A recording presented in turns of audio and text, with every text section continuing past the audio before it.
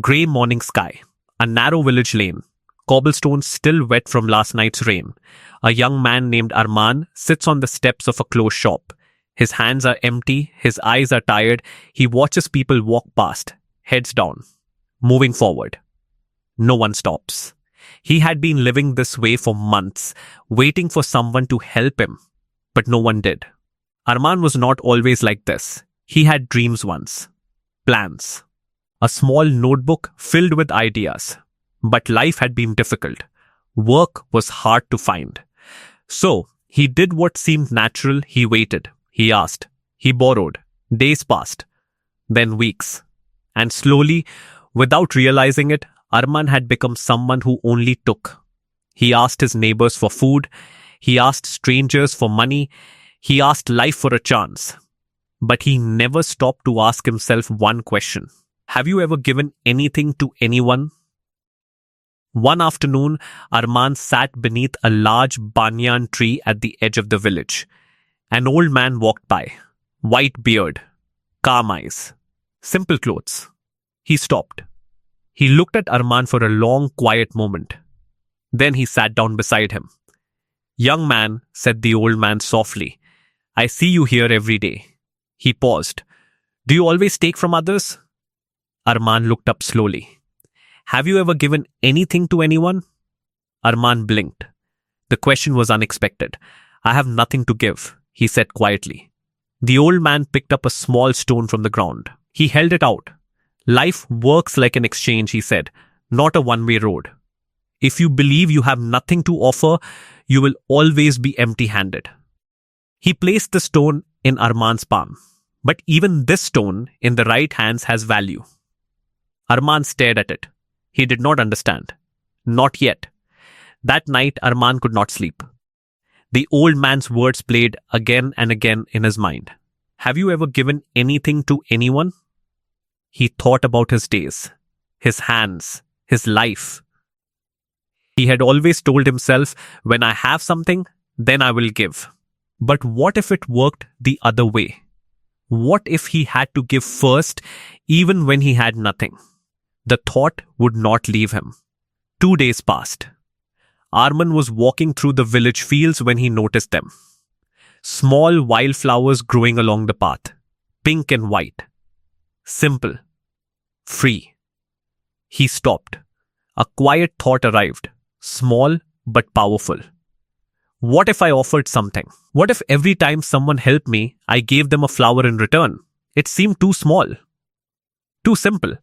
But he had nothing else. So he knelt down and began to pick.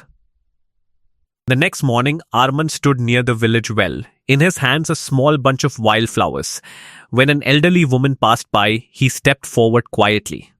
"Auntie," he said softly, "would you accept these?" She stopped. She looked at him, then at the flowers. She smiled. She gave him a coin, more than she had ever given before. Arman stood still for a moment. It worked. He noticed something over the following days. When he had flowers, people slowed down. They smiled. They gave. When his hands were empty, they walked past. It was not about the flowers. It was the act, the offering, the exchange. People did not want to give to someone who only took.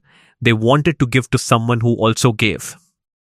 In that moment, something shifted deep inside Arman. "I am not asking, I am offering. This is not begging. This is business." One morning, Arman spotted the old man beneath the same banyan tree. He walked toward him quickly, flowers in hand. "Old man," he called out, smiling. He held out the flowers. "I understand now," Arman said. "You only receive when you give." The old man looked at him calmly. "Today," he said slowly, "you are no longer the man I found sitting on those steps. Something has changed in you." Arman stood still. He looked at his hands, the same hands that had once held nothing. But they were different now. He was not waiting anymore. He was giving. He was creating. "I was never really helpless," he thought. "I just could not see what I had to offer." His chest felt lighter. For the first time in months, he did not feel like a man who takes, he felt like a man who gives. 6 months passed. Arman had left those steps near the closed shop. He now had a small stall at the village market.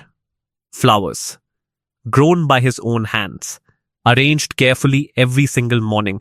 People came to him not out of pity but because they wanted what he offered.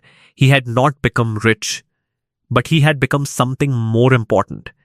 He had become a man who gives. One afternoon, the old man came to his stall. He looked at the flowers, at the sign, at Arman standing tall. He said nothing. He only smiled. Arman understood. No words were needed. The lesson was complete. The story ends. But the lesson remains. Life is not shaped by what we take. It is shaped by what we offer. When Arman changed how he saw himself, from someone who only takes to someone who gives, everything changed. Because the real question was never, what do I have? The real question was always, what am I willing to give? Change your thoughts and your world will follow. If this story moves something inside you, like and subscribe for more. Until next time, stay calm, stay focused, and keep growing.